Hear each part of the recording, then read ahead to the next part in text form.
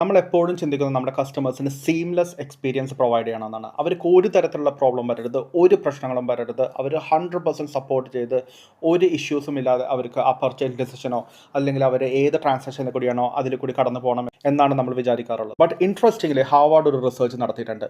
The IKEA effect എന്ന് പറയും. Harvard എന്താ ചെയ്തതെന്ന് വെച്ചാൽ ഒരു ഗ്രൂപ്പ് ഓഫ് പാനൽസിന് എടുത്തിട്ട് അവർക്ക് ഒരു റെഡിമെയ്ഡ് ഫർണിച്ചറും ഒരു അസംബിൾ ചെയ്യാനുള്ള ഒരു ഫർണിച്ചറും കൊടുത്തു. So basically what they did was like they started to assemble the furniture. Assemble ചെയ്ത് മണിക്കൂറുകളെടുത്ത് ഈ ഫർണിച്ചർ ഉണ്ടാക്കി അസംബിൾ ചെയ്ത് എല്ലാം ശരിയാക്കി കഴിഞ്ഞ് കഴിഞ്ഞപ്പോൾ ഇവരുടെ അടുത്തൊരു ചോദ്യം ചോദിച്ചു. If you are given an opportunity to buy this furniture, അതായത് ഇവരുടെ മുൻപിലിരിക്കുന്ന ഈ 2 ഫർണിച്ചേഴ്സിൻ്റെ ഉള്ളിൽ ഇത് നിങ്ങൾക്ക് സ്വന്തമാക്കാൻ ഒരു ചാൻസ് കിട്ടുമെങ്കിൽ നിങ്ങൾ എത്ര രൂപ ഈ ഫർണിച്ചേഴ്സിന് കൊടുക്കും? അപ്പോൾ 2 ഓപ്ഷൻസ് ആണ് ഓരോ റെസ്പോണ്ടൻറ്റിനും ഉള്ളത്. ഒന്ന് ഐക്കിയയിൽ നിന്ന് അവർ പണിതെടുത്ത ഫർണിച്ചർ, അവർ അസംബിൾ ചെയ്തെടുത്ത ഫർണിച്ചർ. മറ്റത് ഈ സെയിം ഫർണിച്ചർ തന്നെ already assembled and ready to go. The interesting thing is, ഈ കസ്റ്റമർ അസംബിൾ ചെയ്ത് മണിക്കൂറുകളെടുത്ത് കഷ്ടപ്പെട്ട് അസംബിൾ ചെയ്ത ഫർണിച്ചറിനെ 63% പ്രൈസ് കസ്റ്റമർ ഓവർ പേ ചെയ്യാൻ വേണ്ടി തയ്യാറായി.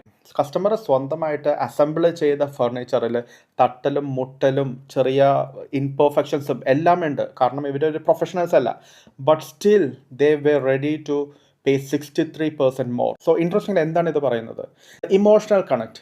കസ്റ്റമർ സ്വന്തമായിട്ട് ആ മണിക്കൂറുകൾ എടുത്തിട്ട് ആ ഫർണിച്ചറിൻ്റെ ഒപ്പം സ്പെൻഡ് ചെയ്ത് ആ ലേബറിൻ്റെ വില അവർക്ക് നല്ലോണം അറിയാം. അവരുടെ ഒരു പേഴ്സണൽ മൊമെൻ്റ് ആയിട്ട്, ഒരു പേഴ്സണൽ എക്സ്പീരിയൻസ് ആയിട്ട്, ഒരു പേഴ്സണൽ സ്റ്റോറി ആയിട്ട് അത് മാറി. അപ്പോൾ ആ സ്റ്റോറിക്ക് വേണ്ടി, ആ എക്സ്പീരിയൻസിന് വേണ്ടി, അവരുടെ ആ എഫേർട്ടിന് വേണ്ടി അവർ എക്സ്ട്രാ പേ ചെയ്യാൻ വേണ്ടി തയ്യാറാവുകയായിരുന്നു ചെയ്തെന്ന് വെച്ചത്. So it's not always frictionless experience which matter. Sometimes we need to give small issues and frictions to the customer's journey. ഒരു മീനിങ്ഫുൾ ഫ്രിക്ഷൻ എന്ന് വേണമെങ്കിൽ പറയാം. It shouldn't be seamless service or it shouldn't be seamless experience.